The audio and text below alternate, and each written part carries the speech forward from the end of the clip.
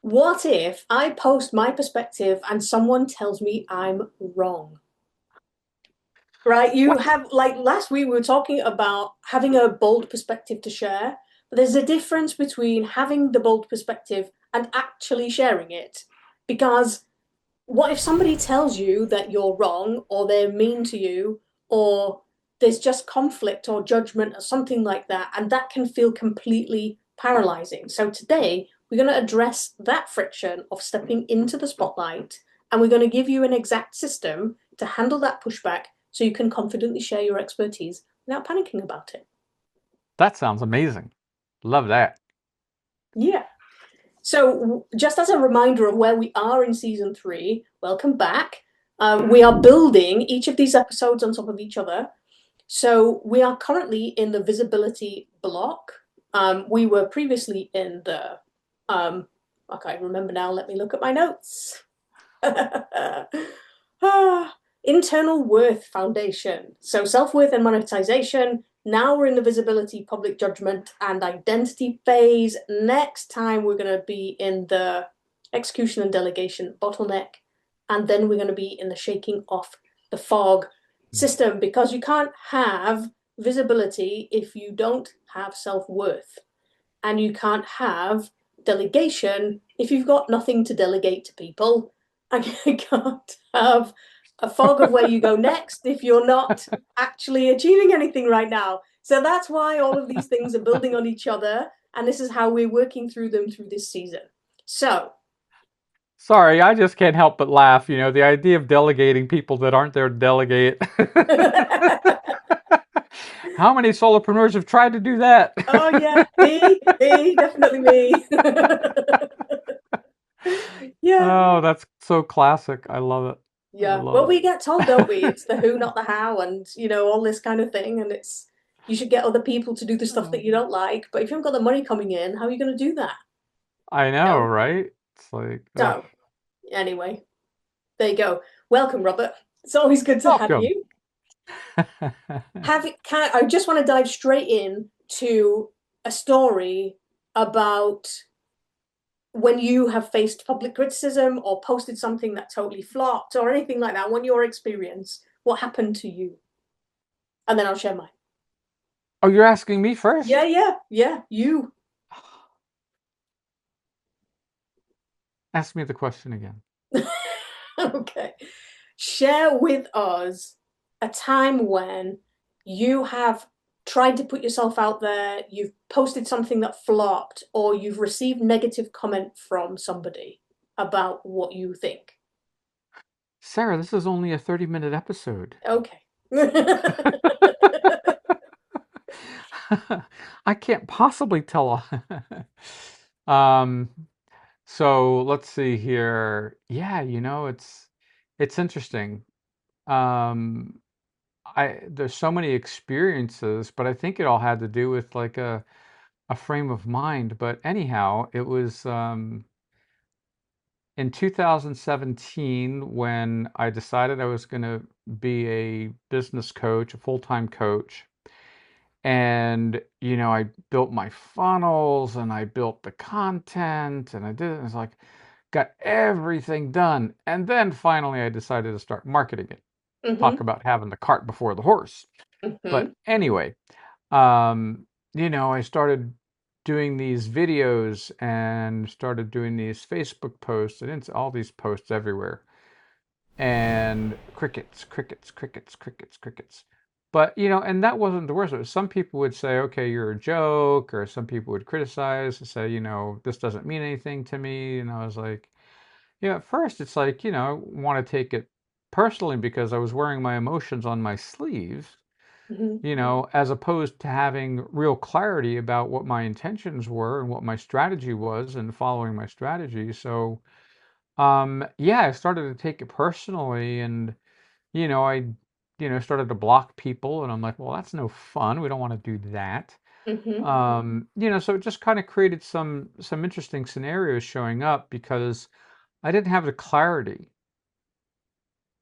and my emotions were leading the charge, as it were. And so we know we've talked about it on these episodes that, when our emotions are in charge, we never make great decisions Hmm. because, our emotions will change, 50,000 times during the course of a day. Hmm. And so what feels right now may not feel right an hour later. So just so you know. Anyhow, so that's just one story. I mean, there are so many others, going back even further than that, when I had my chocolate shop, and even before that, when I had other businesses and stuff like that. So, now it's just completely different. And I don't know if you want me to start talking about the solution that I've, discovered through this, but, I think that's enough for right now because it's just important to recognize that, there are lots of scenarios and circumstances that showed up for me that made me question my self-esteem, question my capabilities, question my confidence, Hmm. question my product or service, question my business, question my whole motive for being in business, everything. It just kind of undermined it. Yeah, exactly. I mean, Facebook groups is the thing for me, you know, and it's funny. Like, I always hate posting things in Facebook groups because, especially other people's Facebook groups. Obviously, my Facebook groups is fine, but other people's always feels because you get told, don't you, with these marketing gurus that you should be commenting on other people's groups and this, that, and the other. And I used to think that that meant that I had to post something that was useful, and it always felt like there was an underlying motive that didn't feel like authentic to me. It just Yeah. felt like I was being underhanded and slimy and horrible. And you can usually see these people coming from a mile off when you've been around it for a little while. And I didn't want to be one of those people. Yeah. And then I realized that I didn't actually have to post anything. I could just support people in what they were posting. And that gave me just as much attention as posting something, you know? So for me, as a very huge introvert, very sensitive kind of person, like being the center of attention is really not a comfortable thing for me. But I like being in that supportive role, you know? So I like being able to enjoy and celebrate what other people are saying because I know how hard it is to do it, you know? Yeah. So Yes. for me, that's one thing that I learned how to do. But the other thing, I mean, just happened earlier today, actually, before we got on this call. Somebody posted a comment on a YouTube short, and it was basically, so literally quoting it, it said, "What a load of bollocks." Okay, if you're not familiar with that, in the UK, we call something bollocks when it's not very good. Okay, so it was basically saying, "What a load of crap."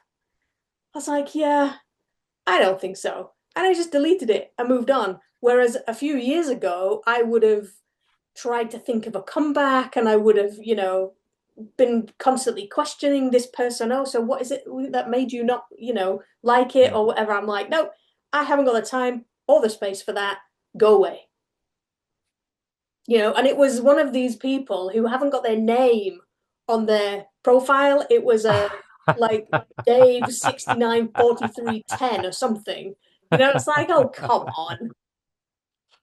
So yeah, I it's really funny though, because public judgment and looking stupid Yeah. or negativity from other people, conflict, all of those things really deeply hurt me. Okay. And I can't help that. I am such an empath that I can't deal with it when there's conflict, you know? So the idea of putting myself out there to be publicly judged and encourage almost this conflict is just like, no, my brain cannot cope with that. But the thing is, you can't actually grow your business without putting yourself out there and without sharing your opinions. And you are going to come across these people who just like complaining, you know? So if you're taking a bold stance, like we discussed in the episode before, and you've taken that bold step, Yeah. and you've plucked up the courage and the bravery to share your opinions and your approach with other people, and they're just poo-pooing it, for want of a better word, then it really is time to have a plan to deal with that. Because, like I said, you can't build a business without it. If Right. you want to find the right people, you're gonna have to run the risk of finding the wrong people. And there'll probably be a whole bunch more wrong people than there will be That's, right. It just depends you on how know, mean they are. well, I mean, yeah, and here's the thing, it's like, who are my clients? Who am I attracting? Who am Mhm. I paying attention to? Where am I spending my energy? And it's like, if I had to reply to every single negative comment from anyone anywhere, I wouldn't have time to do anything.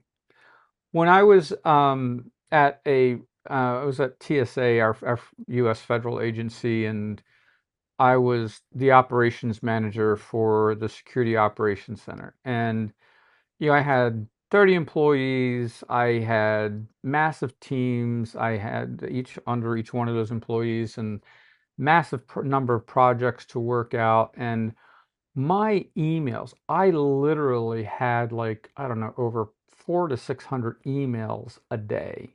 Wow. Yeah, and it's like, and these weren't just automated emails. These were people sending emails like, Oh, Robert, we need your attention, right? And I was like, I had no, it's like, how do you deal with that? How do you deal with, all these responses? Priorities, mhm. automated responses. Oh, if anyone from this team sends me an email, I know that they're going to get this automated response. I'll get to you within the next 24 hours, blah, blah, blah, blah. If it's something urgent, it gets right up to the top of my list and I have to stop everything else that I'm doing and go address it. But it was having a clear understanding of the total operation. What was my strategy? What were the goals? What's the objectives? And everything coming in got filtered through that. And no, I couldn't please everybody. Some people got upset because they weren't getting what they wanted for their system or their product or whatever. And it's like, okay, so they're upset. Great. So you're upset. And I can address that. But when we're talking social media, there are 9 billion people on this planet. I can promise you that not all of them are going to be happy with me. Not all of them are going to like me. Not all of them deserve my attention. No. And so it's really important for me to have that clarity.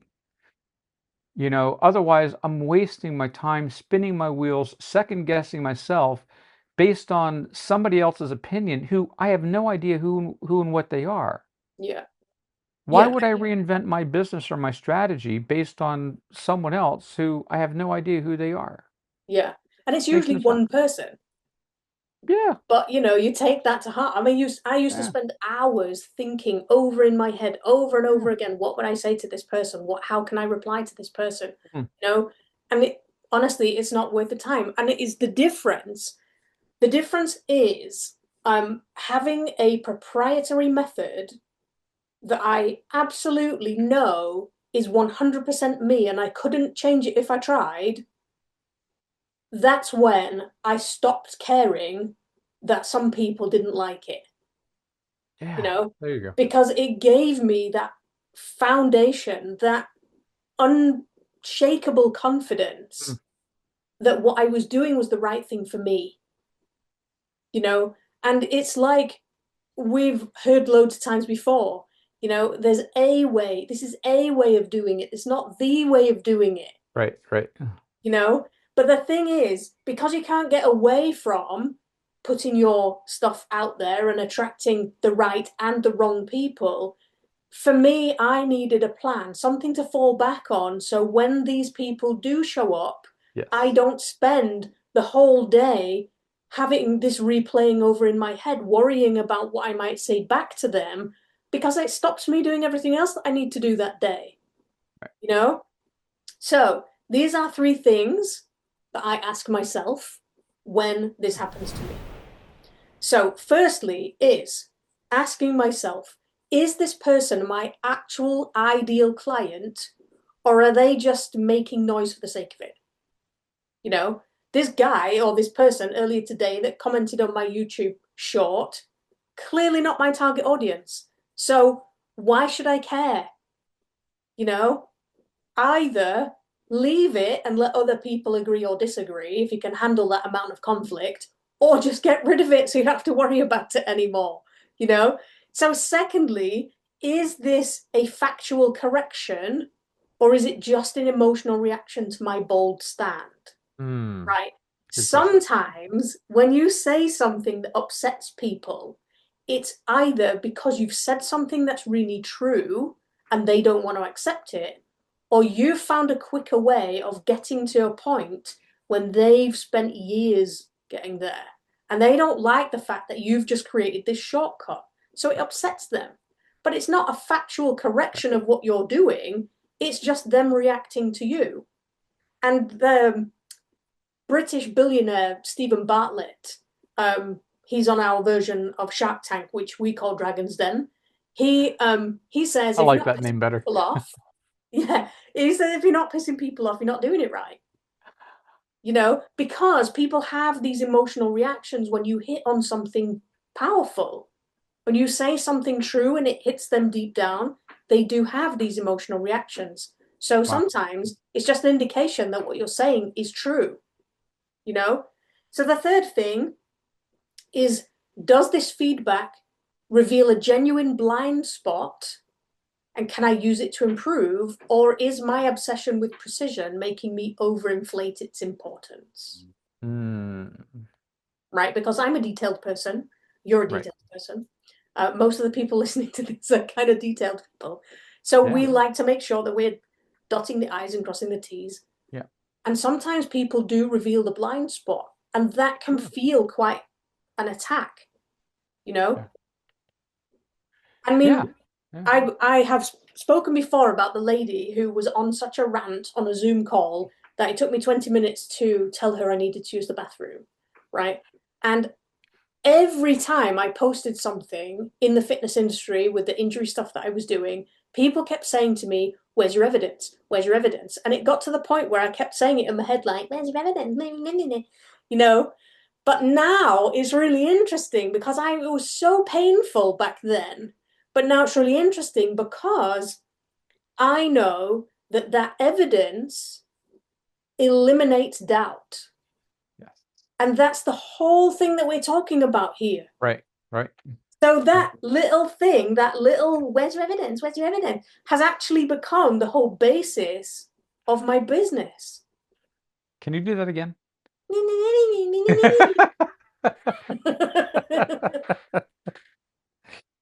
Right, and that's so perfect. That's so perfect because when I am not being clear about my social media content, I open up opportunities for that unclarity to disrupt somebody, enough where they're taking precious time out of their precious day to reply to me in a horrible way.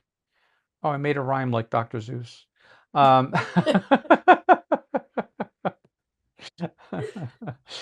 you know, it's like they feel that what I said was so important to them that they just had to make a negative comment about it. Yeah, exactly. So Oh, if you that's so didn't funny. take away from my rambling just then, I want to summarize those three things for you. Okay. So firstly, is this person actually my ideal client or are they just loud in the background? Yeah, The second thing is this a factual correction of what I'm talking about, or is it just emotional reaction to my boldness? yeah, And the third thing is, does this feedback reveal a genuine blind spot yeah, that I can use to improve, or yes, is this a me overinflating its importance? right. And when we spend that clarity, when we spend that, what do we want? What's the word I'm trying to use? That, just that quality time, to evaluate feedback. Jason Fladlien, who is fast becoming, one of my silent mentors, et cetera, but He says, stop asking for feedback, ask for advice. When you ask for feedback, you're putting people to work and they feel like it's an obligation. When you ask for advice, it feels more open and welcoming and inviting, and you're going to get more truth out of it because people feel like they can speak their mind when you're asking for advice as opposed to feedback. Oh, it's got to be framed this way. I don't want to offend any, blah, blah, blah, blah, blah, blah, Hmm. blah, and that type of thing. So it's like when those comments come in, having that clear strategy to evaluate the comments can be helpful because otherwise I could spend, the rest of my business life changing my services and products and programs, etc., based on what everybody else is saying, Yeah. instead of being very clear about my strategy, my purpose, my intentions, Yeah. you Yeah. know. And it's amazing how paralyzing this fear of public judgment really is. And I totally get Oh, it because it paralyzed me for a long time. And we're talking years, not just a few weeks, you yeah, know. And then let's not forget that every time you don't do that, then you're pushing what we like to call your golden era further down the road. That time when you can reap the rewards of all of your hard work just gets further and further away. So you have to work for longer and longer and longer, yeah, you know? And how much of your mental capacity is doubt taking up, like I was saying, spinning that yeah. one comment over and over in my Oh, brain. So I couldn't yeah, concentrate on anything else for hours. yeah, yeah, you know? So if you want to know how far away you're pushing your golden era, how much of your mental capacity is being taken up by doubt right now in your business, and how much that's actually costing you, then I really highly recommend that you go and use the doubt tax calculator. yep, You can find it at potentproductivitypodcast.com/tax calc. I will put the link in the show notes and the description and all around so that you can find that. Please go and that'd be do that great. because once you face the That'd be great. reality of that number, regardless Yes, of how yes, huge you think it might be, right? Once you know how much of your capacity is being stolen by doubt, then we can start to find the leaks and we can start to plug those leaks and we can start harnessing the power of that doubt and turning it into yeah, growth for your business. yeah. Brilliant. Yeah, because we want to be productive. We want to be successful. We want to serve people. We want people to be served. There are people who want to be served by us, and we should give them every opportunity to allow that to happen. And yeah, having boldness is one thing, having self-awareness is something different. Having, capability is what gives us confidence. We don't get confidence just because we want it. That's arrogance. We get confidence through capability. The only way you get capability is through practice, Mm-hmm. through experience. And this is what we're trying to do. We're trying to show you, this is how we get experience. This is how we practice this. This is how we do it right. And the more we practice it, the more we're going to be able to do it right automatically instead of having to think about it. And that speeds things up. That allows us to be more productive and to serve our clients in such a more beneficial way. Yeah. Yeah. Absolutely. Something came into my head just then when you were talking, and it was that bravery is confidence with a plan. There you go. Yeah. So for Yeah. me, Yeah. bravery involves stepping out of my comfort zone, but Yes. not in huge leaps because I'm never going to do that. It's just that tiny step with a little plan so that I know that if something goes wrong, I know how to deal with it. Yeah. For me, that safety, for me, that feels like I'm not being brave. I'm just pushing my limits a Mm, little bit further. And right. that's exactly how I move forwards in my business, Mm. you know? So there you go. Yeah. Brilliant. Brilliant. Lovely. What's your biggest takeaway from today, Robert? Just one. Yeah. My goodness. Well, you can have two if you want. Don't let the buggers get you down. Yeah. Yeah, I think we're just going to end with that. So next week we're going to talk about What if your framework feels too similar to somebody else's? So you're feeling like you're a bit of a copycat. So we're going to dive into that next time, and we will see you then. Thanks for watching, and don't forget to like and subscribe and share this video. See you then. Cheers.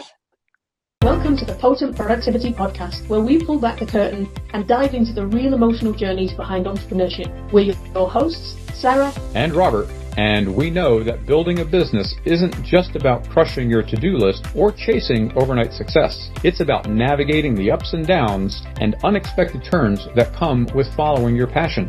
We're not here to sell you easy wins or rehearse the same tired success stories you've heard 1,000 times. We're here to talk about the moments when enthusiasm is buried beneath a mountain of tasks, when self-doubt creeps in, and when you're not sure where your road leads next. So each week, we'll share raw conversations, real lessons, and practical strategies to help you reconnect with your creativity, build resilience, and rediscover what excited you about your business in the first place. If you're ready for honest talk, community, and actionable inspiration, you're in the right place. Let's get real. Let's reclaim your potent productivity together.